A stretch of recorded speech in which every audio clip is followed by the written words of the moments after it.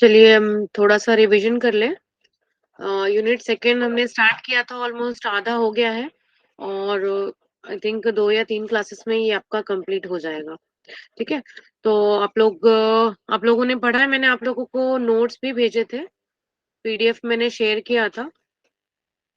ठीक है, और नहीं मिले होंगे तो फिर मैं आप लोगों को फिर से भेज दूंगी। चलिए, बहुलीकरण हमने पढ़ा था। बहुलीकरण कार्बनिक रसायन का सबसे बड़ा एक यूनिट है, जिसमें हमको पता चलता है कि किस तरह से कार्बनिक रसायन जो है आपस में किस तरह से बंध से बंधे हुए हैं, साथ में जो बड़े बड़े अणुओं का निर्माण है वो कैसे होते हैं। तो बहुलीकरण का मतलब होता है जब एकलक यानी कि ऐसे पदार्थ यानी दो या दो से अधिक जो अणु है उससे मिलने के बाद जो एक ऐसे पदार्थ का निर्माण होता है जो आपस में जो है कि सहसंयोजक बंध द्वारा बंधे हुए होते हैं। ठीक है, तो ऐसे जो बड़े मूलक होते हैं उनको हम कहते हैं बहुलक। ठीक है, और बहुलक बनाने की जो विधि होती है उसको हम कहते हैं बहुलीकरण। ठीक है, तो बहुलीकरण यानी कि बड़े बड़े जो अणु होते हैं, ठीक है, अणुओं के अणुभार बहुत अधिक होते हैं, क्योंकि दो या दो से अधिक अणुओं से मिलकर बनते हैं। उनमें बहुत सारे द्विबंध त्रिबंध का निर्माण होता है। ठीक है, और इसमें जो अलग अलग तरह के बहुलीकरण जिसको हमने पढ़ लिया था कि किस तरह के योगशेल बहुलीकरण से बनाए जाते हैं। ठीक है, और संघनन से बनाए जाते हैं, तो किस तरह से इनका निर्माण किया जाता है ये पूरा हमने डिटेल में पढ़ा था। ठीक है, तो हम ये थोड़ा सा एक रिवीजन कर लेते हैं, उसके बाद फिर हम आगे बढ़ेंगे। तो जैसे एथिलीन है, मैंने आपको बताया था कि आप बहुलीकरण में सबसे अच्छा एक जो उदाहरण है वो दे सकते हैं कि एथीन से और पॉलीथीन का बनना, यानी एथीन जो है वो एकलक है। ठीक है, एकलक का यहाँ पे क्या हो जाएगा, यहाँ पे योगशील बहुलीकरण होगा। योगशील बहुलीकरण के साथ यानी कि दो या दो से अधिक जो अणु है एथीन के वो मिलेंगे आपस में, और ये जो है पॉलीथीन का निर्माण कर लेंगे। तो पॉली जो एक शब्द यहाँ पर आ रहे हैं, यानी उसका मतलब ही होता है कि बहुत सारे, एक या एक से अधिक, बहुत आयत में जो मिलके बनाते हैं तो उनको हम कहेंगे बहुलक, और इस विधि को हम कहेंगे बहुलीकरण।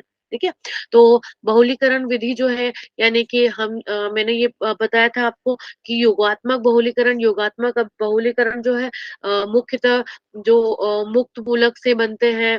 ठीक है, मुक्त मूलक जो है उनके अलग अलग स्टेप होते हैं, तो वो भी हमने डिस्कस किया था कि किस तरह से उनका निर्माण करते हैं। तो यहाँ पर देखिए ये जो क्रिया है, यहाँ पर हमने देखा कि ये जो मुक्त मूलक है, मुक्त मूलक वो होते हैं जब कोई सहसंयोजक बंध, जैसा कि आप सभी को पता है कि जो सहसंयोजक बंध है वो क्या होता है, इलेक्ट्रॉनों की साझेदारी से बनते हैं। तो जो साझेदारी किया हुआ इलेक्ट्रॉन, जब जिसका जो है साझेदारी किया हुआ इलेक्ट्रॉन जो है लेकर अपना अपना इलेक्ट्रॉन लेके जब अलग हो जाते हैं, तो वो जो निर्माण करते हैं वो मुक्त मूलक का निर्माण करते हैं। और यही मुक्त मूलक बार बार इसमें जो है योगात्मक अभिक्रिया होती जाएगी, और फिर ये बड़ा एक नए अणु का निर्माण करते हैं। ठीक है, तो ये बहुत ही बड़े बड़े अणुओं का निर्माण करते हैं। ठीक है, और इसमें जो एकलक में जिस तरह का जो एकलक में जो इनमें कैरेक्टरिस्टिक या हम कहेंगे जो गुण होते हैं, वो पूरे बहुलक में वही गुण पाए जाएंगे। ठीक है, लेकिन उनके जो वो है अधिकतर इनमें जो बंध है, ठीक है, बहुलक में, तो हम उनमें क्या करेंगे, जो बंध होता है वो सहसंयोजक बंध बनता है। तो जो अब यहाँ पर मैं बात कर रही हूँ कि दो तरह की अभिक्रियाएं पाई जाती हैं बहुलीकरण की अभिक्रिया। तो पहले होता है योगात्मक बहुलीकरण की अभिक्रिया, और एक होता है संघनन बहुलीकरण। तो योगात्मक बहुलीकरण और संघनन बहुलीकरण में एक मुख्य अंतर ये है कि जो योगात्मक बहुलीकरण है उसमें कोई भी बहुलक का निर्माण नहीं होता, जबकि या हम कहेंगे कि सहसंयोजक के कोई भी एक उत्पाद का निर्माण नहीं होता। जबकि संघनन जो बहुलीकरण की अभिक्रिया है, इसमें हमेशा एक प्रोडक्ट या हम इसको कहेंगे एक नए अणु, या कोई भी हम एक अणु ले सकते हैं, जैसे कि वाटर का एक मॉलिक्यूल बन जाएगा, अमोनिया का एक मॉलिक्यूल बन जाएगा, कुछ भी एक अणु का निर्माण होगा, तो इसको हम कहेंगे कि एक सह अणु का निर्माण हो जाता है अलग से, तो उसको हम संगणन अभिक्रिया कहते हैं। दोनों में एक मुख्य अंतर यही है। ठीक है, अब हम नेक्स्ट देखते हैं, यहीं से जाना पड़ेगा। जो बहुलीकरण है उनका वर्गीकरण हमने कैसे किया है, यानी बहुलकों का हमने वर्गीकरण कैसे किया।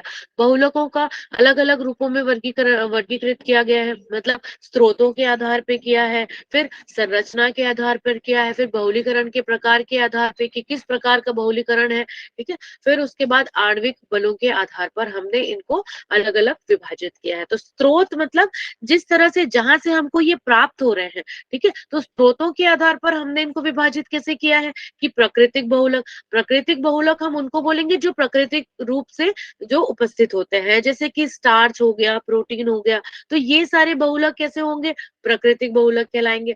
दूसरा है संश्लेषित बहुलक। संश्लेषित बहुलक वो बहुलक जिसको पूरी तरह से हमको प्रयोगशाला में, हमने प्रयोगशाला में पूरी तरह से बनाया इसको, तो इसको हम कहेंगे संश्लेषित बहुलक। मतलब ये प्राकृतिक रूप से उत्पन्न नहीं होते, कुछ इनमें हमको अधिक क्रियाशीलता चाहिए, या इसमें हमको ऐसी चाहिए कि इसकी जो प्रकृति होती है कुछ बहुत अधिक इसमें जो प्रयोग में लाने के लिए हम इसको उपयोग करते हैं। तो ऐसे जो बहुलक है जो पूरी तरह से प्रयोगशाला में बनाए जाते हैं उनको हम कहते हैं संश्लेषित बहुलक, क्योंकि ये मानव निर्मित होते हैं। दूसरा है अर्ध संश्लेषित बहुलक। अर्ध संश्लेषित बहुलक वो बहुलक होते हैं जो जिसमें मतलब ये पाए तो जाते हैं प्राकृतिक रूप से, लेकिन इसमें हम कुछ इनके जो इनमें कुछ रासायनिक परिवर्तन करके नए बहुलकों का निर्माण करते हैं, तो इनको हम कहते हैं अर्ध संश्लेषित बहुलक। तो प्राकृतिक बहुलक आपको बता दिया था कि कौन से होते हैं, प्रोटीन है और स्टार्च है, इनका आप एग्जांपल ले सकते हो, ठीक है। फिर उसके बाद संश्लेषित बहुलक। संश्लेषित बहुलक में आप नायलॉन का, पीवीसी का, प्लास्टिक का, इन सब का एग्जांपल ले सकते हो। और अर्ध संश्लेषित बहुलक वो होंगे जिनका हमने क्या किया कि प्राकृतिक रूप से तो वो उपलब्ध होते हैं, लेकिन उनमें कुछ हमने परिवर्तन कर दिया, उनको और ज्यादा यूजफुल बना दिया। तो ऐसे उदाहरण कैसे कौन से होंगे, सेल्यूलोज एसीटेट और सेल्यूलोज नाइट्रेट। तो ये सारे क्या होंगे, अर्ध संश्लेषित बहुलक, ठीक है। अब हम देखते हैं, मैं इसको स्लाइड शो में ही डाल देती हूँ क्योंकि थोड़ा टाइम लगता है स्लाइड चेंज होने में। अच्छा, फिर संरचना के आधार पे, संरचना के आधार पर किस तरह से हमने बहुलकों का को वर्गीकृत किया। संरचना मतलब अलग अलग संरचना में पाए, कुछ रेखीय बहुलक होते हैं, कुछ शाखित होते हैं, मतलब एक रेखा में उपलब्ध रहते हैं ना, ऐसे रेखाएं बनी हुई है, तो इस तरह से अगर जो बहुलक होंगे उनको हम रेखीय बहुलक कहेंगे। शाखित बहुलक हम उनको कहेंगे जिनकी शाखाएं, रेखा तो बनी हुई है साथ में उनकी शाखाएं भी निकली हुई है, तो हम ऐसे बहुलकों को शाखित बहुलक कहेंगे, ठीक है। फिर उसके बाद जालक बहुलक। जालक बहुलक ऐसे होंगे जो शाखित तो होंगे पर वो क्या होंगे, एक पूरा जाल का निर्माण कर देंगे, ठीक है। ये बहुलक बना, उसकी शाखाएं निकली है, उसकी दो से अधिक जो है बहुलक वो आपस में बंधित हो जाएंगे और एक जालक का निर्माण करेंगे, ठीक है। तो रेखिक बहुलक का हम उदाहरण दे सकते हैं, उच्च घनत्व का पॉलिथीन जो है वो रेखीय बहुलक है। ऐसे बहुलक जिनमें इकाई रूप से आपस में मिलकर लंबी लंबी श्रृंखलाएं बनी होती हैं, ठीक है। तो ये जो होंगे उच्च घनत्व के पॉलिथीन या पॉलिएस्टर या नायलॉन का आप एग्जांपल ले सकते हैं। फिर उसके बाद शाखित श्रृंखला बहुलक, इनकी श्रृंखलाओं में शाखाएं होती है, मतलब ये श्रृंखलाएं तो बनी हुई है, इसमें शाखाएं अलग अलग रखी रहेंगी, यानी कि ये संकुलित नहीं होते हैं, और अतः इनके गलनांक और जो घनत्व होते हैं और तनन सामर्थ्य जो होते हैं वो निम्न होते हैं, निम्न रूप से हम इसको बोल सकते हैं। तो इनको हम उदाहरण ले सकते हैं, निम्न घनत्व वाले पॉलिथीन। उच्च घनत्व वाले पॉलिथीन कौन से होंगे, रेखीय बहुलक। और जो शाखित श्रृंखला बहुलक है वो होंगे निम्न घनत्व वाले पॉलिथीन। फिर उसके बाद तिर्यक आबंधित, या हम इनको तिर्यक आबंधित मतलब ये आपस में और भी बंध बना के जालक का निर्माण करेंगे। तो इनके जो बहुलक होते हैं वो श्रृंखलाएं आपस में ससंयोजिक बंध के द्वारा जुड़कर जालक का निर्माण करते हैं, अतः इनके गलनांक और घनन व तनन सामर्थ्य जो होते हैं सबसे अधिक होते हैं, ठीक है। सबसे अधिक इनकी तनन, घनन और गलनांक होते हैं। तो इनका उदाहरण हम बेकेलाइट या मैंने देखिए, ये तो बिल्कुल आपको सीधा सीधा हम ये कह सकते हैं कि जो ऐसे जालक जो बहुत सारे रेखित होंगे तो उनका गलनांक अधिक ही होगा, क्योंकि क्या होता है, गलनांक का मतलब क्या होता है कि बंध का टूटना। तो अब इसमें ये देखिए कि जालक बने हुए हैं, तो जालक जो होते हैं अब जितने बंद होंगे उतना ज्यादा उसको तोड़ने के लिए क्या लगेगी, अधिक ऊर्जा लगेगी। तो इसीलिए जो इनका गलनांक और तनन जो सामर्थ्य है ये इनका बहुत अधिक होता है, इसकी वजह से, क्योंकि ये जालक का निर्माण करते हैं। इनके उदाहरण है बेकेलाइट या मेलेमिन है, फॉर्मेल्डिहाइड रेजिन है। तो आप कोई भी एक एग्जांपल बेकेलाइट या फॉर्मेल्डिहाइड रेजिन, दो दो एग्जाम्पल आप याद रखिएगा। तो ये पूरे संरचना के आधार पे हम बहुलक का वर्गीकरण करते हैं। ठीक है। फिर उसके बाद है हमने देख लिया कि एक तो हमने ये देखा कि किस तरह से हम पहले इसका स्रोतों के आधार पे हमने कैसे उसको वर्गीकृत किया। दूसरा हमने संरचना के आधार पे वर्गीकृत किया। अब संश्लेषण के आधार पर वर्गीकरण का कैसे बहुलक में हमने इसको वर्गीकृत किया है। तो संश्लेषण के आधार पर बहुलकों को हमने विभाजित किया है दो दो में, जो कि दो भागों में हमने विभाजित किया। तो एक जो होंगे बहुलक, ऐसे बहुलक जो योगात्मक अभिक्रिया से बनेंगे। दूसरा जो बहुलक है जो संघनन से बनेंगे। तो योगात्मक या श्रृंखला वृद्धि बहुलक होंगे जब द्विबंध या त्रिबंध वाले एकलक अणु आपस में जुड़ते हैं। जैसे दो हमने अणु लिया, वो आपस में जुड़ेंगे तो योगात्मक बहुलक बनते हैं। लेकिन इनके बनने से कोई भी अलग एक सरल अणु का निर्माण नहीं होता। मतलब जितने हम एकलक लेंगे वो सबके सब जुड़ने के बाद पूरा का पूरा ये उत्पाद में विभाजित हो जाएगा, मतलब उत्पाद में परिवर्तित हो जाएंगे, यानी कि हमको दूसरा कुछ भी एक सरल अणु नहीं मिलेगा। तो ऐसे जो संश्लेषण के आधार पर हमने इसको क्या बोला, योगात्मक या श्रृंखला वृद्धि बहुलक। दूसरा है संघनन या पद वृद्धि बहुलक। तो ऐसे बहुलक जो दो या दो से अधिक क्रियात्मक समूह वाले एकलकों से मिलकर बनते हैं। ठीक है, क्रियात्मक समूह उसमें लगे हुए हैं। और हमने देखा था योगात्मक के कैसे होते हैं, द्विबंध या त्रिबंध वाले एकलक अणु मिलते हैं। जबकि इसमें दो या दो से अधिक ऐसे बहुलक होंगे जिसमें क्रियात्मक समूह होंगे। यही क्रियात्मक समूह निकलने के बाद क्या करते हैं, सरल अणु जैसे H2O, HCl, NH3 इन सब का निर्माण करते हैं। तो इसी को हम क्या कहते हैं, संघनन या पद वृद्धि बहुलक।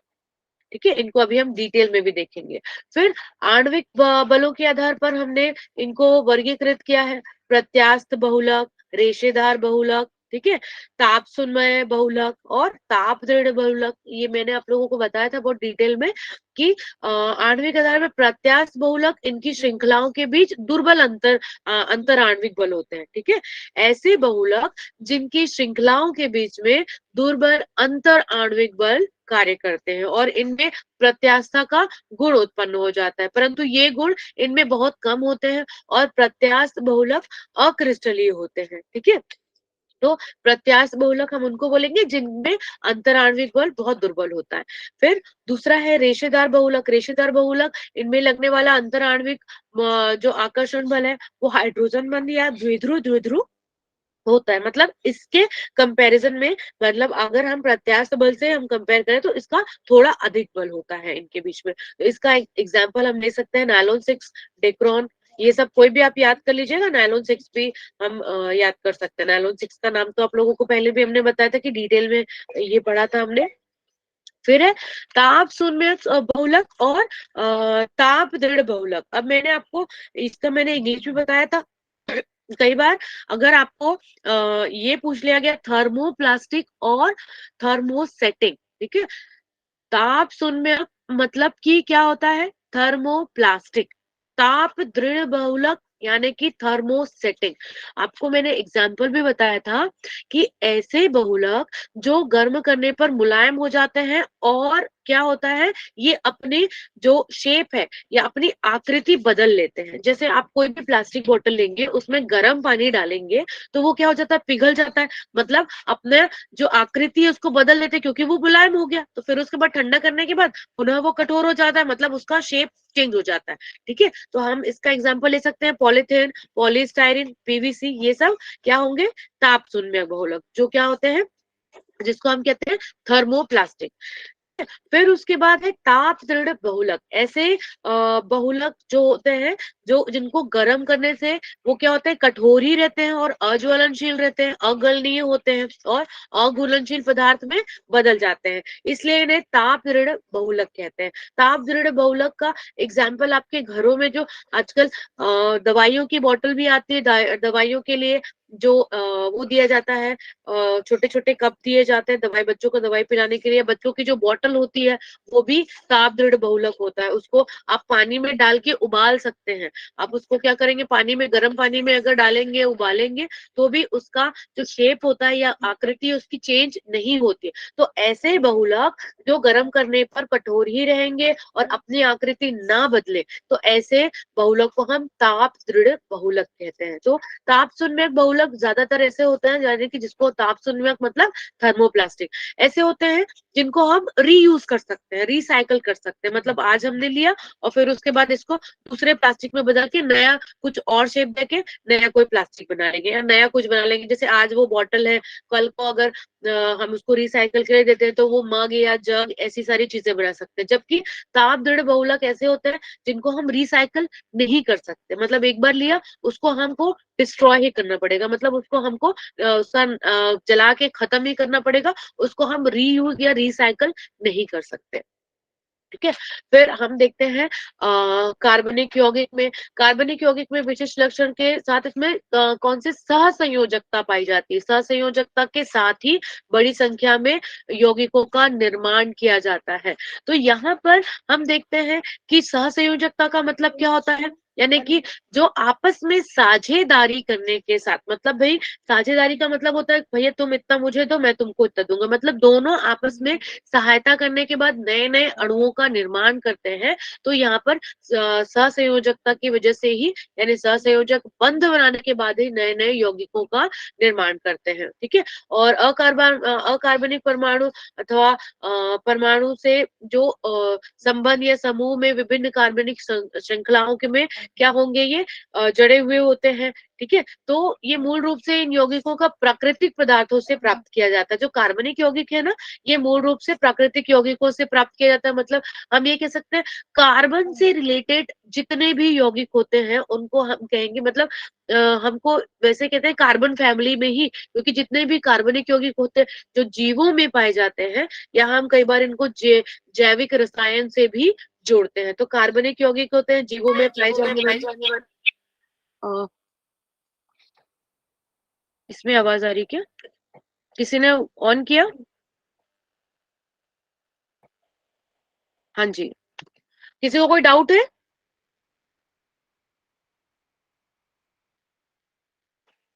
चलिए, कार्बनिक यौगिक अब यहाँ पर हमने देखा कि किस तरह से इनका संकरण होगा, उसके बाद नए नए जो कार्बनिक यौगिक है उनका निर्माण होता है। अब हम यहाँ पर देखते हैं संतृप्त और असंतृप्त कार्बनिक यौगिक क्या होते हैं। ठीक है।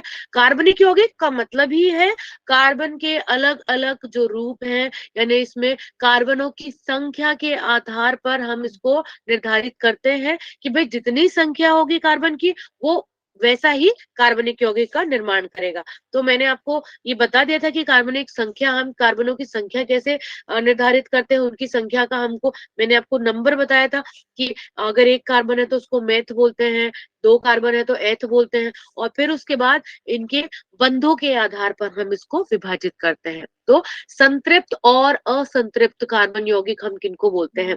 यदि केवल एक बंध है, ठीक है, केवल एक बंध है किसी पूरे यौगिक में, तो ऐसे यौगिक को हम संतृप्त कार्बनिक यौगिक बोलते हैं। ठीक है। जिसमें केवल एक बंध है, पूरे यौगिक में हम देखेंगे पूरे में क्या है, एक बंध है।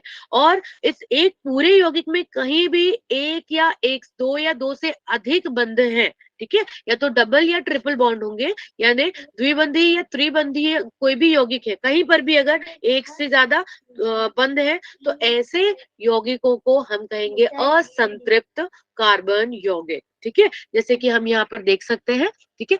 ये कार्बन यहाँ पे ये दो कार्बन के लिए हमने क्या यूज किया था, एथ। ठीक है। और क्योंकि इसमें क्या हो रहे हैं कि पूरे जो कार्बन है, यहाँ पर देखिए, यहाँ पे हाइड्रोजन के साथ बंद है, यहाँ पर एक हाइड्रोजन के साथ बंद है। ठीक है। और ये जो है अपने अंतिम कोश को क्या करने हैं, इनके ऑक्टेट को कंप्लीट करने के लिए, यानी कि अष्टक को पूर्ण करने के लिए क्या करते हैं, अणु आपस में साझेदारी करते हैं इलेक्ट्रॉनों की। और क्योंकि ये कार्बनिक यौगिक है तो ज्यादातर इसमें कार्बन पाए जाते हैं, तो कार्बन जो है अपने अंतिम कोश में अष्टक को पूरा करने के लिए एक एक इलेक्ट्रॉनों की साझेदारी करती है। क्योंकि यहाँ पर केवल एक एक अणु की साझेदारी हुई है, इसीलिए पे यहाँ पर जो बंद होगा, तो यहाँ पर जो यहाँ पर सिंगल बंद होगा, यानी कि एकल बंध होंगे। तो एकल बंध को मैंने आपको क्या बताया कि वो संतृप्त कार्बनिक यौगिक का निर्माण करते हैं। जबकि यहाँ पर देखिए कार्बन कार्बन के दो अणु हैं, ठीक है, कार्बन कार्बन के दो परमाणु हैं। अब यहाँ पर दो परमाणु मिलने के बाद यहाँ पर और दूसरे दूसरे परमाणु यानी हाइड्रोजन के यहाँ पर चार परमाणु है। लेकिन हमको पता है कि जो वैलेंसी होती है इसकी, ठीक है, इसकी संरचना जो होती है ना, कार्बन की वैलेंसी 4 होती है, यानी कि इसके अंतिम कोश में 4 इलेक्ट्रॉन होते हैं। और इसको अगर अपने अंतिम कोश को पूरा करना है तो 4 और इलेक्ट्रॉन इसको लेने पड़ेंगे। अब ये चार का 4 इलेक्ट्रॉन तो कोई देगा नहीं, तो ये क्या करता है, अलग अलग परमाणुओं से एक एक इलेक्ट्रॉन लेके साझेदारी करके बंध का निर्माण करता है। अब यहाँ पर दो कार्बन तो है और हमारे पास हाइड्रोजन कितने हैं, 4 है। अब ये 4 हाइड्रोजन के साथ ये 4 बंध तो बना लिया, 2 कार्बन। लेकिन अब यहाँ पर इसको 2 और कार्बनों की और परमाणु की जरूरत है। तो ये क्या करते हैं, आपस में ही अपने 4 इलेक्ट्रॉन जो है वो उसकी साझेदारी कर लेते हैं। तो यहाँ पर जब 4 इलेक्ट्रॉन साझेदारी कर रहे हैं, तो ये 2 इलेक्ट्रॉन ने एक बंध बना लिया, ये 2 इलेक्ट्रॉन ने दूसरा बंध बना लिया। तो अब यहाँ पर मैंने आपको बताया कि एक से अधिक बंध अगर बन रहे हैं तो उसको हम कहते हैं असंतृप्त कार्बन यौगिक। ठीक है, इस तरह से हमने श्रृंखलाओं और शाखाओं और वलय का हम नामकरण करते हैं। यहाँ पर देखिए एक कार्बन है, ठीक है, एक कार्बन है, उसके लिए मैथ यूज करेंगे क्योंकि इसमें क्या है, ये एल्केन है। एल्केन मतलब यहाँ पे एल्केन का फॉर्मूला होता है CnH2n+2। ये ध्यान रखिएगा, एल्केन जो होते हैं, एल्केन का फॉर्मूला जो होता है वो होता है CnH2n+2। तो यहाँ पर देखिए Cn मतलब n का n में कितना होगा, एक कार्बन है, CnH2n यानी 2 दो है, दो n में एक कार्बन है तो कितना हो जाएगा, 2 × 1 कितना हो जाएगा, 2 × 1 2 +2। ठीक है, तो उसको जोड़ने के बाद ये फॉर्मूला हमको मिल जाता है, ये CH4 है क्योंकि ये एल्केन है। एल्केन का मतलब होता है जब सिंगल यानी कि एकल बंध का निर्माण करते हैं। ठीक है, यहाँ पर देखिए कार्बन में ये सभी तरफ पे एक एक बंध का निर्माण करेंगे एक कार्बन के, क्योंकि मैंने आपको बताया कार्बन की वैलेंसी कितनी होती है, 4 होती है। तो ये 4 अलग अलग परमाणुओं से एक एक इलेक्ट्रॉनों की साझेदारी करके सहसंयोजक बंध का निर्माण करेगा और एक नए अणु का निर्माण किया यहाँ पर। ठीक है, और क्योंकि एक एक बंध है तो हम एन यूज करते हैं उसके लिए। तो मेथ है, मेथ मतलब एक कार्बन, एथ मतलब 2 कार्बन, प्रोप मतलब 3। अगर 4 कार्बन है तो उसके लिए हम ब्यूट यूज करेंगे, 5 कार्बन है तो पेंट, 6 कार्बन है तो हेक्स, 7 है तो हेप्ट, फिर 8 है तो ऑक्ट, फिर नोन एंड डेक। ठीक है, तो यहाँ पर कम से कम आपको 6 कार्बनों की तो ये संख्या दी हुई है। किस तरह से, इसमें देखिए एकल एकल बंध है इसीलिए सारे एन आएंगे, अंतिम में एन आएंगे। तो एक कार्बन के लिए मैथ, और क्योंकि ये एकल बंध है तो मेथेन बोलेंगे इसको। 2 कार्बन के लिए हम एथ यूज करते हैं और यहाँ पर एकल बंध है तो एन, एथेन, ये प्रोपेन, ब्यूटेन, पेंटेन, हेक्सेन। ठीक है, ये समझ में आ गया। अब यहाँ पर देखते हैं कि कोई भी जो अणु है यहाँ पर कार्बनिक यौगिक है जो कि कैसे है, संतृप्त कार्बनिक यौगिक। तो संतृप्त कार्बनिक यौगिक जो है यहाँ पे क्या बना रहे हैं, वलय का निर्माण कर रहे हैं। ये देखिए, देखिए ये सीधी शाखाओं वाले तो ये हमने देख लिया, ये सीधी शाखाओं वाले हैं, और ये कैसे हैं, ये हमारे वलय का निर्माण कर रहे हैं। तो यहाँ पर देखिए जो भी वलय का निर्माण करते हैं तो यहाँ पर हमारा पूर्व लग्न लगेगा साइक्लो।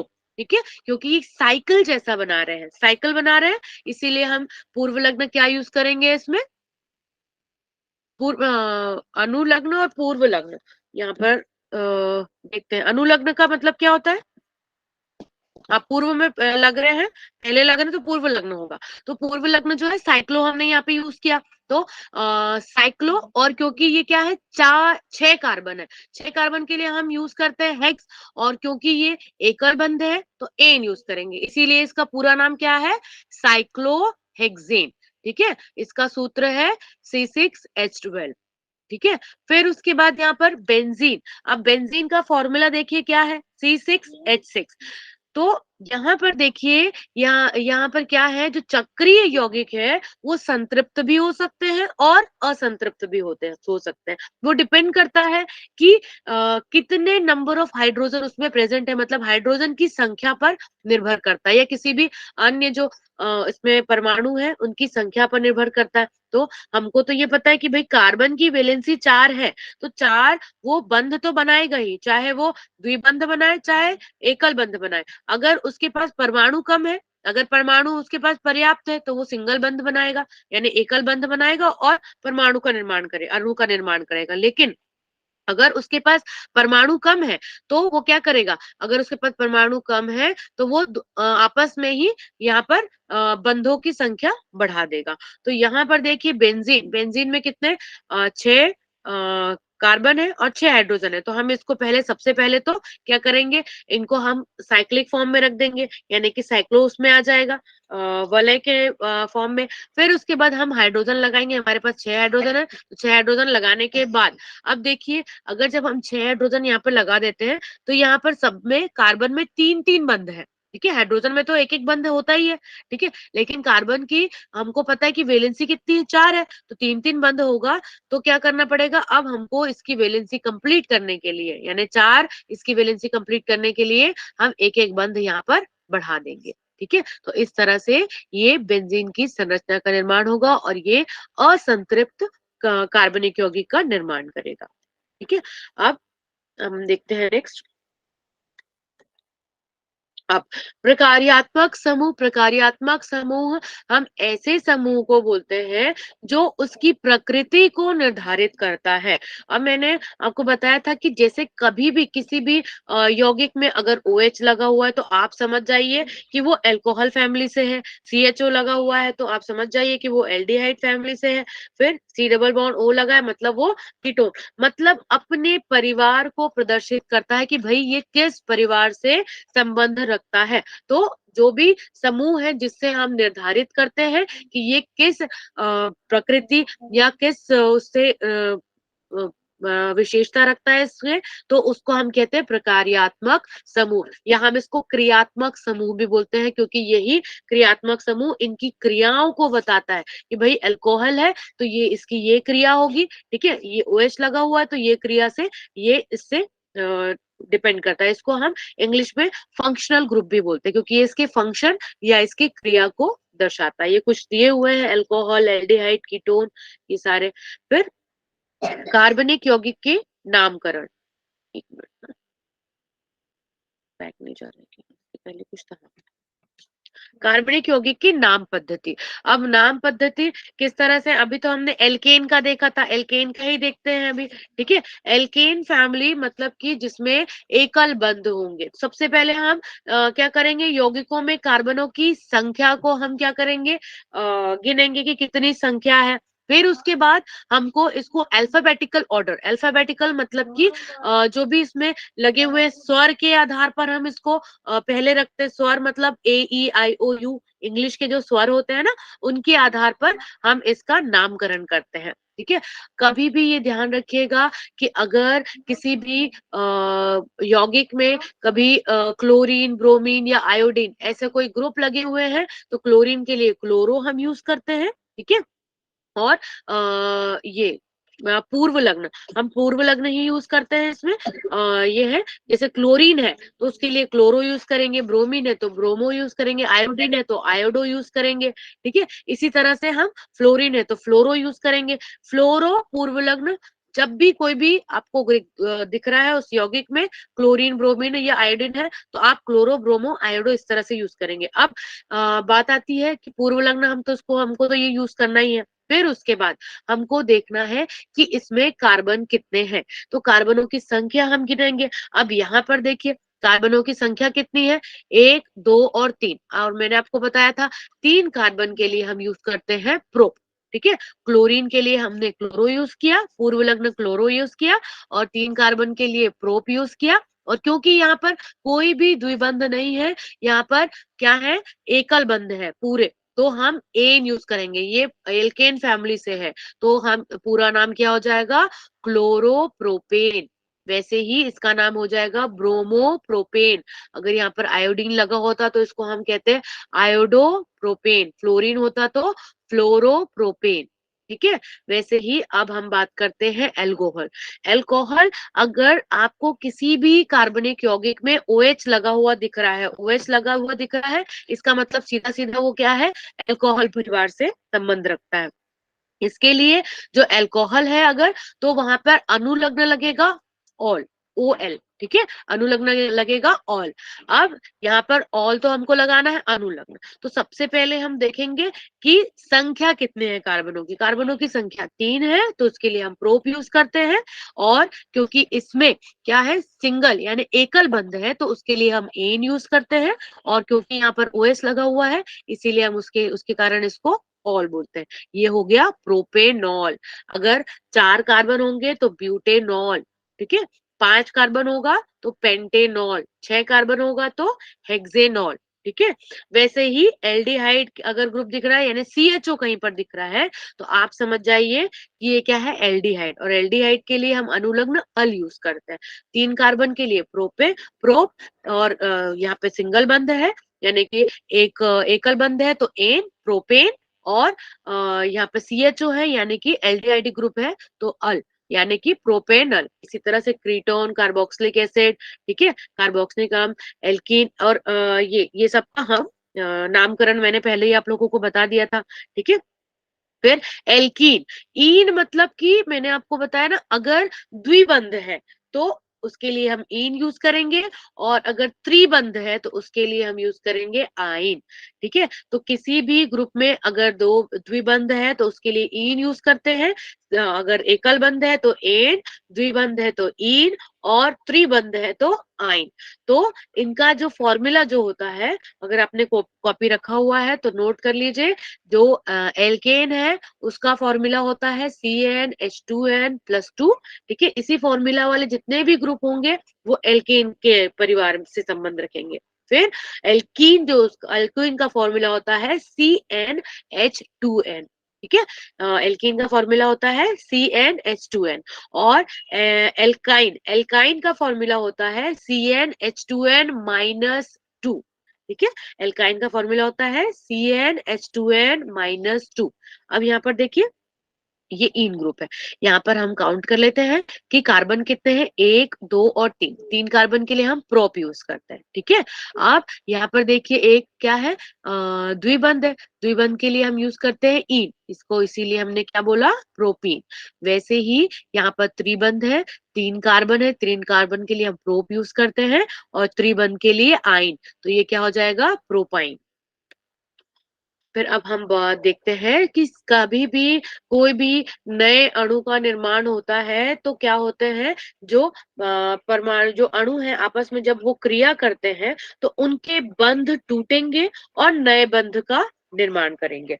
तो क्या होंगे, जैसे कि 2 अणु जो है, हमने देखा 2 अणुओं को हमको क्या कराना है, उनका रिएक्शन करवाना है। तो यहाँ पर जब क्रियाविधि होगी, 2 अणु मिले, और 2 अणु जो है पहले वो आपस में बंध तोड़ेंगे, तब जाके नए बंध का निर्माण करेंगे। तो ये जो बंध टूटना, जो बंध है उनका जो टूटना होता है, तो ये 2 प्रकार से हम देख सकते हैं, ठीक है। 2 तरह से ये बंध टूटते हैं। तो इनका जो बंध हम बोलते हैं, एक को होमोलिटिक फिजन, या हम इसको कहेंगे समांश विदलन, है ना। अगर बंध जो है बराबर मात्रा में टूटेंगे, ठीक है, तो हम इसको समांश विदलन बोलेंगे। अगर एक के पास अधिक, एक के पास कम होंगे, तो इसको हम कहेंगे विषमांश विदलन। अब यहाँ पर देखते हैं समांश विदलन और विषमांश विदलन होता क्या है। यहाँ पर देखिए, अब आपको ये पता है कोई भी अणु में, अणु के बीच में जो बंध होते हैं, सहसंयोजक बंध, वो क्या किससे बनते हैं, इलेक्ट्रॉनों की साझेदारी से। तो ये जो है इलेक्ट्रॉनों की साझेदारी, मतलब कि ये एक इसका इलेक्ट्रॉन और एक इसका इलेक्ट्रॉन, दोनों ने क्या करी, आपस में साझेदारी करी, और फिर उसके बाद ये बंध का निर्माण किया अपने अष्टक को पूर्ण करने के लिए। अब यहाँ पर देखिए ये बंध को तोड़ना है। यदि ये बंध जो है, ये इलेक्ट्रॉन जो साझेदारी किया हुआ इलेक्ट्रॉन दोनों बराबर बराबर मात्रा में बंटता है, ठीक है। दोनों एक साथ टूटेंगे और ये जो है साझेदारी किया हुआ इलेक्ट्रॉन दोनों आपस में ले लेंगे बराबर मात्रा में। तो यहाँ पर जो बनेगा, यहाँ पर जो वो होगा विदलन जो होगा, इस विदलन को हम कहेंगे समांश विदलन। और समांश विदलन से हमेशा ये याद रखिएगा मुक्त मूलक का निर्माण होता है। समांश विदलन से मुक्त मूलक का निर्माण होता है, ठीक है। अब हम देखते हैं विषमांश विदलन क्या होता है। विषमांश विदलन मतलब कि यहाँ पर जो साझेदारी किया हुआ इलेक्ट्रॉन कोई भी ऐसा जो बहुत अधिक विद्युत ऋणात्मक होगा, विद्युत ऋणात्मक समूह हम उनको बोलते हैं, या विद्युत ऋणात्मक परमाणु हम उनको बोलते हैं, जो क्या करते हैं इलेक्ट्रॉनों को अपनी ओर आकर्षित करने की क्षमता रखते हैं। अब यहाँ पर देखिए ए और बी एक अणु है, ए और बी अलग अलग परमाणु है, उन्होंने दोनों के बीच में बंध बनाने के बाद एक अणु का निर्माण किया है यहाँ पे, ठीक है। तो ये जो साझेदारी किया हुआ इलेक्ट्रॉन जो भी यहाँ पर हम देख रहे हैं कि ए क्या है, अधिक अधिक विद्युत ऋणात्मक है। तो ए अगर अधिक विद्युत ऋणात्मक है तो ये जो साझेदारी किया हुआ इलेक्ट्रॉन इसकी तरफ चला जाएगा, तो जिसके पास इलेक्ट्रॉन जा रहा है वो ऋणात्मक हो जाएगा। ये ध्यान रखिएगा कि जिसके पास इलेक्ट्रॉन जो है, साझेदारी किया हुआ इलेक्ट्रॉन जिसके पास जाता है वो ऋणायन हो जाता है, ऋणायन बन जाता है। और जिसके पास से इलेक्ट्रॉन चला गया, उसके पास से तो इलेक्ट्रॉन चला गया, उसके पास जिसके पास एक भी इलेक्ट्रॉन नहीं बचा, साझेदारी किया हुआ इलेक्ट्रॉन एक भी नहीं बचा, तो वो कैसा हो जाएगा, धनायन बन जाएगा, ठीक है। क्योंकि क्या होते हैं इलेक्ट्रॉन जो होते हैं वो ऋणात्मक उनमें ऊर्जा होती है, यानी ऋणात्मक चार्ज होता है, इसीलिए जिसके पास भी जाएगा वो ऋणायन बन जाएगा और जिसके पास से दूर जाएगा वो धनायन बन जाएगा। तो अब यहाँ पर देखिए अगर दूसरे केस में अगर बी है वो अधिक विद्युत ऋणात्मक है तो वो क्या करेगा, साझेदारी किया हुआ इलेक्ट्रॉन अपनी ओर आकर्षित करेगा और वो खुद क्या बन जाएगा, ऋणायन बन जाएगा, ठीक है। और दूसरा ए तो तब धनायन बन जाएगा, ठीक है। तो इस तरह से जो सहसंयोजक बंध है वो दो तरह से टूटते हैं, ठीक है। इसमें समांश विदलन और विषमांश विदलन। समांश विदलन में हमेशा मुक्त मूलक बनेंगे और विषमांश विदलन में धनायन और ऋणायन का निर्माण होता है। अब हम देखते हैं कि जो अभिक्रिया है इसमें कौन कौन सी तरह की अभिक्रियाओं का वर्गीकृत किया गया है, यानी कि बहुलीकरण जो है वो योगात्मक अभिक्रिया, विलोपन अभिक्रिया, पुनर्विस्थापन अभिक्रिया और आणविक अभिक्रिया, ठीक है। तो ये देखिए बहुलक, हम अलग अलग बहुलक हमने यहाँ पर बनाया, किस तरह से बहुलक बने हुए हैं। Buna S, Buna N, neoprene, Dacron, ये क्या है, बहुलक है। इन बहुलक को बनाने के लिए ये जो है अलग अलग, यानी ब्यूटाडाइन, स्टाइरिन, इन दोनों एकलक से मिलकर ब्यूना एस का निर्माण हुआ है। फिर उसके बाद ये दोनों एकलक ने मिलके इस बहुलक का निर्माण किया। इसी तरह से ये देखिए इनका ये संरचना है, ठीक है। ये एकलक है, ये ब्यूटाडाइन 1,3 ब्यूटाडाइन है और ये स्टाइरिन है। इन दोनों को मिलने के बाद ये ब्यूना एस एक बहुलक का निर्माण करते हैं, ठीक है। अब हम देखते हैं क्रिया विधि के आधार पर बहुलक को हम कितने भागों में विभाजित कर सकते हैं। क्रिया विधि मतलब इनके हम कहेंगे बहुलीकरण। तो मैंने आपको पहले ही बता दिया था कि बहुलीकरण दो तरह के होते हैं, योगात्मक बहुलक बहुलीकरण और संगणन बहुलीकरण। तो योगात्मक बहुलीकरण वो होते हैं जब जितने एकलक होते हैं वो आपस में मिलने के बाद किसी और अणु का पूरा का पूरा एक नया उत्पाद का निर्माण कर देते हैं और कोई भी अन्य अणु निर्माण नहीं करते हैं कि एक बहुलक बनेगा और अन्य ही बनेंगे। तो इनको हम योगात्मक बहुलक कहेंगे। संगणन बहुलक जिसमें एक नया बहुलीकरण करने के बाद एक नया बहुलक तो बनेगा, उसके साथ ही नए कोई भी H2O या छोटे अणु का भी निर्माण करते हैं, तो उनको हम कहेंगे संगणन बहुलक। अब हम योगात्मक बहुलक को डिटेल में पढ़ते हैं। योगात्मक जो बहुलक है तो वो दो तरह के होते हैं। ठीक है? योगात्मक अभी जो अलग-अलग जो हमने देखा था ना, जैसे बंधों के टूटने पर ही निर्भर करता है। तो 2 तरह के होते हैं, मुक्त मूलक योगात्मक बहुलक, और एक होता है आयनिक बहुलक, ठीक है? तो मुक्त मूलक क्या होंगे, जब मुक्त मूलक बनते जाएँगे और उनके जुड़ने के बाद नए बहुलक का निर्माण करेंगे, तो उनको हम कहेंगे मुक्त मूलक बहुलक, और आयनिक बहुलक हम उनको कहेंगे जब बहुलक जो है जिसमें विषमांश विदलन के बाद अलग-अलग होंगे और फिर नए जो आयन है वो जुड़ते जाएँगे। हम इनको कहेंगे या तो ऋणायन या धनायन, ये आपस में जुड़-जुड़ के नए बहुलक का निर्माण करेंगे। ठीक है? तो यहाँ पर हमने स्टायरीन का एग्ज़ाम्पल यहाँ पे दिया हुआ है। ठीक है? और वही यहाँ पे असंतृप्त एकल बहुलक का अलग-अलग तरह के बहुलीकरण का निर्माण करते हैं। ये हमने देख लिया था पहले। अब यहाँ पर देखिए मुक्त मूलक योगात्मक बहुलीकरण, जो मुक्त मूलक योगात्मक जो बहुलीकरण या बहुलक ऐसे बहुलक होते हैं जब क्या होते हैं, जो शेयर किया हुआ इलेक्ट्रॉन या कहेंगे यहाँ पर सहसंयोजक बंध बनाए, जो बंध जब इनका समांश विदलन होता है और ये मुक्त मूलक का निर्माण करते हैं, और फिर उसके बाद ये आपस में जोड़-जोड़ के नए बहुलक का निर्माण करते हैं। तो ये जो बहुलक की अभिक्रिया है, बहुलीकरण की अभिक्रिया, ये 3 पदों में होती है। कोई भी योगात्मक बहुलीकरण की अभिक्रिया है, वो 3 पदों में होती है, जबकि संघनन केवल 2 पदों में होती है। तो यानी संघनन में इसमें जो योगात्मक बहुलीकरण में श्रृंखला प्रारंभिक पद होता है, और श्रृंखला संचरण पद होता है, और तीसरा श्रृंखला समापन पद होता है।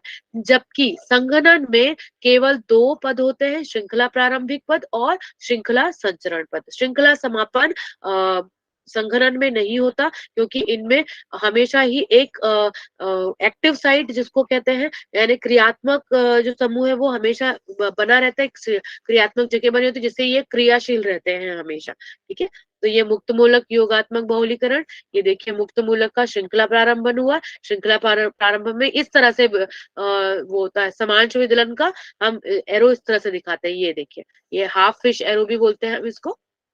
ये जो है समांश विदलन हुआ, ये साझेदारी किया हुआ इलेक्ट्रॉन बराबर-बराबर मात्रा में बँट गया, और ये नए मुक्त मूलक का निर्माण कर लिया। यही मुक्त मूलक आगे बढ़-बढ़ के और फिर उसके बाद दूसरे श्रृंखला संचरण पद में ये देखिए जुड़ते जा रहे हैं और नए बहुलक का निर्माण कर रहे हैं। और एक अंतिम पद है, जो है श्रृंखला समापन पद, जिसमें क्या करते हैं, जो जितने भी मुक्त मूलक होते हैं वो आपस में जुड़ने के बाद नए बंध का निर्माण कर लेंगे, और नए बंध का निर्माण करने के बाद यहाँ पर समाप्ति की कगार पे आ जाएंगे, और फिर उसके बाद एक ऐसे अणु का, जिसका हम अणुभार आसानी से निकाल सकते हैं, एक नए बहुलक अणु का निर्माण कर लेते हैं। ठीक है? फिर संघनन बहुलीकरण मैंने आपको पहले ही बता दिया। संघनन अभिकरण में कुछ छोटे-मोटे अणुओं का निर्माण होता है। इसमें नए प्रोडक्ट या उत्पाद का तो निर्माण होता ही है, साथ में कुछ नए छोटे-मोटे अणु भी बन जाते हैं। तो ऐसे बहुलीकरण को हम संघनन बहुलीकरण कहते हैं। इनका एग्जांपल नायलॉन 66 और पॉलिएस्टर संघनन का एग्जांपल दे सकते हैं। ये देखिए, इसमें क्या हो रहा है, ये 2 पद में होते हैं। मैंने आपको पहले बताया था कि 2 पदों में होते हैं ये, केवल प्रारंभन, श्रृंखला प्रारंभन में होंगे, ठीक है? और दूसरा होगा इनमें अ श्रृंखला संचरण, जबकि जो समापन जो पद होता है वो नहीं होता है इसमें। जी, जी। रुक जाइए, पता नहीं सर्वर प्रॉब्लम हो गई। हाँ। अब हम देखते हैं संरचना गतिविधि संबंध। संरचना गतिविधि संबंध जो है कार्बनिक यौगिक और जैविक गतिविधियों का आपस में ये क्या होता है, जो रासायनिक संरचना है वो जैविक गतिविधियों में क्या इनका संबंध है उसको निर्धारण जो करते हैं, इस अभिक्रिया को या इस संबंध को संरचना गतिविधि संबंध कहते हैं। ठीक है? संरचना गतिविधि संबंध क्या होता है, एक अणु के रासायनिक संरचना और उसकी जैविक गतिविधि के बीच में संबंध बताता है। ठीक है? तो इस क्रम में क्या होते हैं कि जैसे कई जो जैविक सक्रिय अणु होते हैं, हमको मतलब इसका एक सबसे महत्व ये होता है कि भई इसमें संरचना का हमने निर्धारण कर दिया कि इसमें किस तरह के बंध हैं, कैसी इसकी संरचनाएँ हैं, और ये किसी भी रासायनिक अभिक्रिया होगी तो कोई भी जैविक अभिक्रिया में जब ये भाग लेगा तो किस तरह से बंध टूटेंगे, नए बंध कैसे बनेंगे, इस सभी चीज़ों की जो जानकारी है वो संरचना गतिविधि से हम निकाल सकते हैं। संरचना गतिविधि जो है बेसिकली एक किसी भी अणु की संरचना को पूर्ण रूप से हमको समझाता है कि भई इसकी संरचना ऐसे है, देखिए। अब ये संरचना को ये जो जटिल से जटिल संरचना है उसको बड़ी आसानी से ये जो जैविक विधि में निकाल सकते हैं। भई ये बंध बना और फिर ये बंध जो है किस तरह से टूटेंगे और किस तरह से नए बंध का निर्माण करेंगे। फिर यहाँ पे दवा विकास के लिए, दवा संरचनाओं के लिए, इनकी दवाओं की कैसे घुलनशीलता है, औषधि रसायन में इसके बहुत महत्व है। जैसे कि अब इसके दवाएँ जो बनी हुई है, ठीक है? अब वो दवाओं की संरचना का निर्धारण करना है तो सबसे पहले वो किसके पास आएगा? रसायनज्ञ के पास आएगा। रसायनज्ञ उसकी पूरी बंधों का को देखने के बाद उसकी संरचना निर्धारित करेगा। उस संरचना के आधार पर जो विज्ञान है, मतलब मेडिकल साइंस में वो लेके जाएगा कि भाई ये संरचना है, इस संरचना के आधार पर ये कैसे-कैसे शरीर में क्रिया करेगा। तो ये सारी जो चीज़ें हैं, यानी कि किस तरह से हम हमारे शरीर में क्या-क्या मॉलिक्यूल है, किस तरह से बंध बनाएगा, तो क्या रिएक्शन करेगा, ये सारी चीज़ें जो है इसी के द्वारा निर्धारित की जाती है। ठीक है? तो यहाँ पर देखिए एल्डिहाइड, कीटोन, ये सारी चीज़ें जो दवा लक्ष्य, अंतराण्विक बंध कैसे होते हैं, इन सबको मतलब निर्धारित करना, इन सब में किस तरह से क्रियाएँ होंगी, ये सारा संरचना विज्ञान में पहले इसको पढ़ लिया जाता है। फिर उसके बाद इसको किसी भी शरीर में या किसी में के ऊपर प्रयोग किया जाता है। नहीं तो अगर संरचना हमको पता नहीं है या ये क्या क्रिया करेगा ये पता नहीं, तो हम उसको क्या कर सकते हैं, मतलब वो कुछ ना कुछ वहाँ पे रिएक्शन करेगा, ठीक है? कुछ भी साइड इफेक्ट होने लगेंगे। तो इसीलिए ये बहुत महत्वपूर्ण है कि पहले उसकी संरचना के बारे में हमको जानकारी मिले कि क्या ये आगे रिएक्शन करने वाला है, उस रिएक्शन के बाद क्या नया बंध बनाएगा, ठीक है? तो ये सारी जानकारी हमको यहाँ पे संरचना के आधार पर मिल जाती है, ठीक है? फिर इसमें संरचनात्मक संशोधन, बहुत सारे अलग-अलग संशोधन है इसमें, अल्काइन प्रतिस्थापी संशोधन है, संरचनात्मक सरलीकरण है कि किस तरह से हम उसको संरचनाओं को सरल कर सकते हैं, ठीक है? किस तरह से अलग-अलग संरचनाएँ पॉसिबल हैं, एक ही अणु के 2 अलग-अलग संरचनाओं को कैसे हम निकाल सकते हैं, या कोई अलग संरचना है तो उसका नाम क्या होगा, उसमें बंध क्या होंगे, किसी भी मॉलिक्यूल का मॉलिक्यूलर फॉर्मूला या किसी भी अणु का सूत्र के आधार पर हम निकाल सकते हैं कि भई इसमें बंध क्या है, कौन से बंध हैं, किस तरह से ये अलग-अलग संरचनाओं का निर्धारण करेंगे। फिर कठोरीकरण से हम ये निकाल सकते हैं, ये क्या होता है, आमतौर पर बंधित एकल जो बंध होते हैं उसके बारे में, मुक्त रोटेशन के बारे में हमको जानकारी होती है। बॉन्ड रोटेशन मतलब किस तरह से वो घूम घूम रहा है, उनके घुमाव किस तरह से ये घूमेंगे। बंध क्या होता है, कई बार क्या होता है, हम जो अलग-अलग रेडिएशन पढ़ने पे, रेडिएशन जो होते हैं ना, आप लोगों ने पढ़ा होगा यूवीआईआर रेडिएशन, या नहीं भी पढ़ा होगा तो ये यूवीआईआर रेडिएशन क्या करते हैं, कोई भी मैटर लिया उसके ऊपर रिएक्ट करवाते हैं तो उनके जो बंध है, बंधों में क्या होते हैं, अलग अलग स्ट्रेचिंग होती है, वाइब्रेशन होते हैं, रोटेशन होते हैं, घूमते हैं। तो इस तरह से संरचना का हम निकाल सकते हैं कि भाई इसके जो बंध है, ये इसमें द्विबंध है, त्रिबंध है या एकल बंध है, इनकी संरचनाएं कैसे हैं, इनका सबका निर्धारण किया जा सकता है। ठीक है? फिर इनमें घटनात्मक अवरोधक क्या-क्या चीज़ें हैं, तो वो सारी चीज़ों का निर्माण करते हैं, ठीक है? अब यहाँ पर हम देखते हैं कंडक्टिंग पॉलीमर। तो कंडक्टिंग पॉलीमर हम जैसा कि नाम से ही वो है, निर्धारित है कि बिजली के संचालन से संबंधित है, ठीक है? ये बिजली के संचालन करने वाले कार्बनिक पॉलीमर को कंडक्टिंग पॉलीमर कहा बोलते हैं। ऐसे पॉलीमर जो बिजली का संचालन आसानी से कर सकते हैं, ऐसे पॉलीमर को हम कहते हैं कंडक्टिंग पॉलीमर। इन पॉलीमर की जो संचालन प्रकृति के पीछे क्या-क्या कारण है? जैसे संवाहक पॉलीमर 2 रूपों में होते हैं। जैसे डोपित संवाहक होंगे, पॉलीमर होंगे, गैर डोपित संवाहक होंगे। डोपित मतलब जिसको हम क्या करते हैं, जो संयुग्मित करते हैं हम बाहर से किसी और धातुओं को मिलाने के बाद इसमें जो है इनमें संचालन जो है, संचालन शक्ति जो है इसकी बढ़ाते हैं।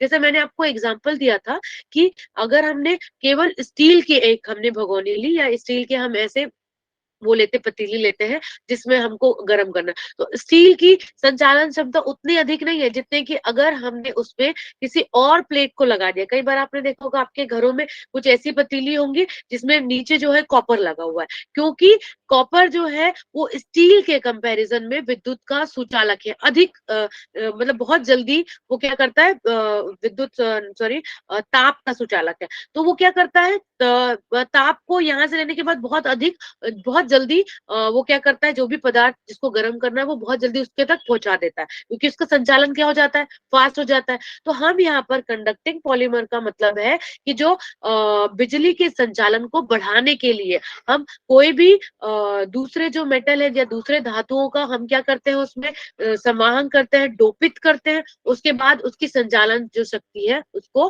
बढ़ाते हैं। ठीक है, तो यहाँ पर देखते हैं हम डोपर या जो हम कंडक्टिंग पॉलीमर है, कंडक्टिंग पॉलीमर को हमने दो भागों में डिवाइड किया था, जो कि था डोपित और गैर डोपित। गैर डोपित जो डोपित है उसको हमने दो भागों में डिवाइड किया है, जो कि क्या होता है, एन डोपित और पी डोपित।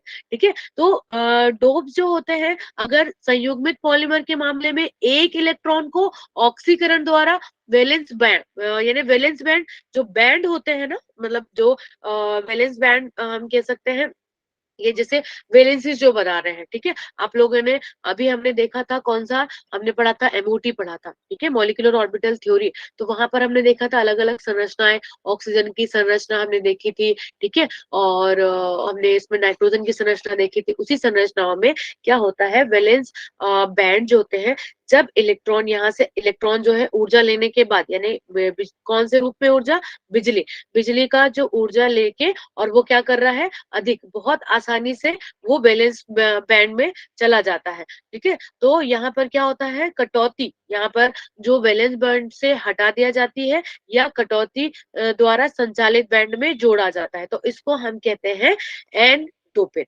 एन डोपित पॉलीमर हम उनको कहेंगे जो एक इलेक्ट्रॉन को ऑक्सीकरण द्वारा वैलेंस बैंड से हटा दिया जाता है, और इसको हम क्या कहेंगे, एन डोपित। और जब पी डोपित वो होंगे, इसमें क्या होते हैं, यहाँ पर ऑर्बिटल जो होते हैं, इलेक्ट्रॉनों की गतिशीलता यानी डी ऑर्बिटल, ठीक है, और डी आयोनाइज्ड ऑर्बिटल जो होते हैं, delocalised orbital. Delocalised orbital हम उनको कहेंगे जो कि एक जगह पे उपस्थित नहीं होते। डी लोकलाइज्ड का मतलब होता है कि वो एक जगह पे उपस्थित होते, कि एक सभी के लिए होते हैं। तो ऐसे इलेक्ट्रॉनों की गतिशीलता को बढ़ा देते हैं, तो इसको हम कहते हैं। और ऐसे पॉलीमर अत्यधिक प्रवाहकीय होते हैं, मतलब बहुत इसका प्रवाहन बहुत अधिक होता है, तो इसको हम कहते हैं पी डोपिंग। ठीक है, तो दो तरह की डोपिंग होगी कंडक्टिंग पॉलीमर में, एन डोपिंग और पी डोपिंग। इसको हम डिटेल में कल पढ़ेंगे। ये देखिए, ये इस तरह का निर्माण करते, पहले हम इसमें वो पढ़ेंगे और हाइब्रिडाइजेशन, और इनमें किस तरह का ओवरलैपिंग होती है। इसी ओवरलैपिंग से हम आगे निकाल के देखेंगे कि किस तरह से पी डोपिंग और एन डोपिंग का निर्माण करते हैं। पॉलीमर का संचालन जो गुण है, और कंडक्टिंग पॉलीमर के अनुप्रयोग अलग अलग हैं, और पी डोपिंग और एन डोपिंग को देखिए डिटेल में यहाँ पर बताया गया, ये देखिए। ठीक है, तो ये तो मैंने पढ़ा दिया था, फिर भी एक बार रिवीजन करें ताकि आप लोगों को चीजें और अच्छे से समझ में आएगा। ठीक है, इसको हम बाह्य अर्धचालक भी बोलते हैं। ठीक है, अभी इसमें किसी को कुछ डाउट है तो आप लोग एक बार बता दीजिएगा, ये अर्धचालक और ये इन सब में, क्योंकि अभी डिटेल में मैंने ये रिवीजन इसलिए करवा दिया ताकि आप लोगों को आगे समझने में प्रॉब्लम ना हो, क्योंकि लिंक ब्रेक हो गया था। रिवीजन से समझ में आ गया होगा आई थिंक आप लोगों को। किसी को कोई doubt?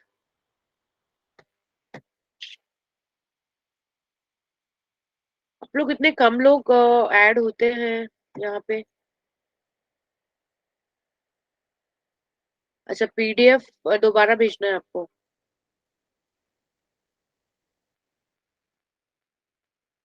Ashwin, you do have difficulty in understanding Hindi, but most of the students are from Hindi medium only. So I have to explain in Hindi only. for that. And if you want, then I can give you the PDF of English so you can understand everything. Because terminology, because अभी मुझे यही बोला गया था कि students, most of the students are from Hindi medium, so I cannot explain you in Hindi. And most of the time I'm telling you the terminology in English also. सो आपको English और हिंदी दोनों मिल रही है, तो आपको टर्मिनोलॉजी तो मैं वहां पे एक्सप्लेन कर रही हूँ, but I can not use English, because बहुत सारे स्टूडेंट्स को ये प्रॉब्लम हो रही थी कि we don't know how you are speaking in English and we can not recognise the terminologies also. That is why I am teaching in Hindi only. if you do have problem, then have to like आपको discuss करना पड़ेगा, discuss with your friends. if they'll say कि English चल जाएगा, तो I'll explain in English, so I can use both of the language. You can ask them. Okay, and I'll share the PDF. आपको अगर चाहिए तो I'll share the PDF of English and Hindi both.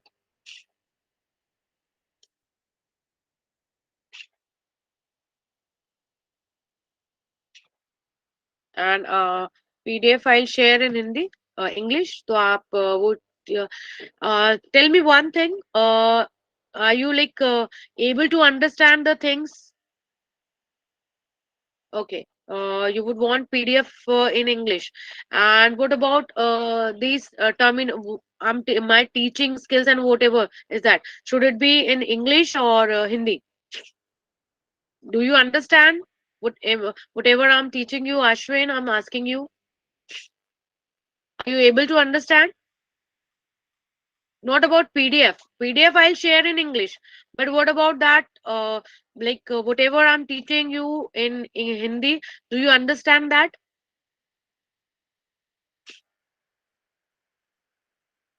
Ashwin, I'm asking you. You are unable to understand or what? Speak up. You may unmute yourself and speak up. Okay, you are. Ashwin, I'm asking you.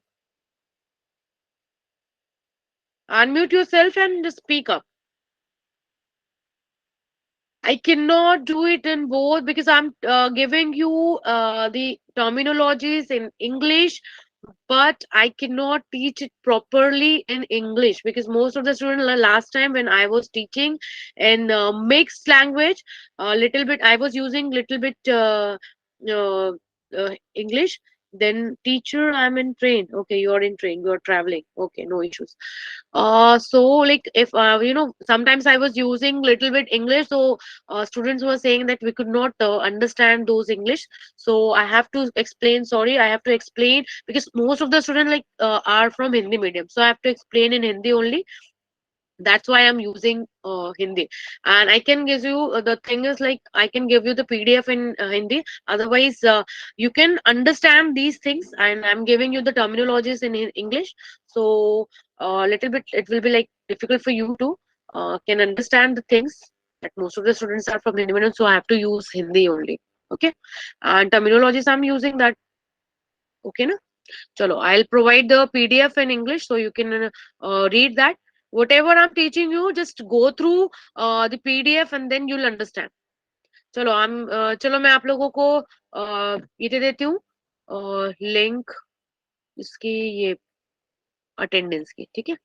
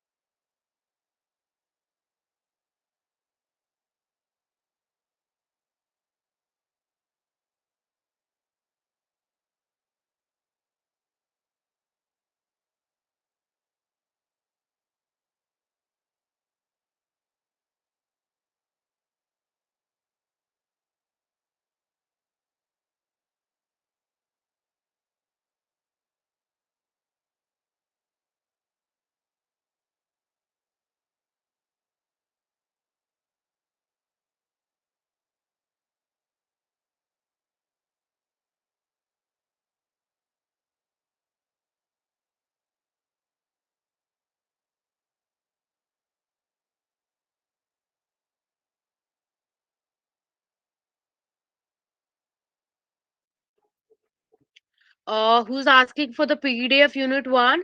Actually, I've already shared the PDF.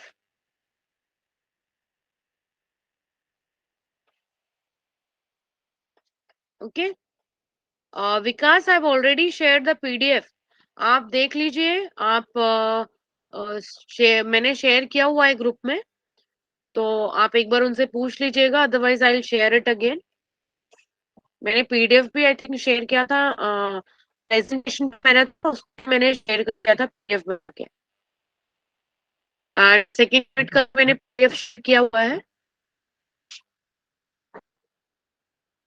Okay, चलिए, bye, good night. कल मिलते हैं. And be prepared for that. जितना भी मैंने दिया हुआ है आपको, वो लर्न करके आप आएंगे, तो it will be easy for you. आप लोगों को समझने में आसानी होगी. ठीक है. Okay, good night.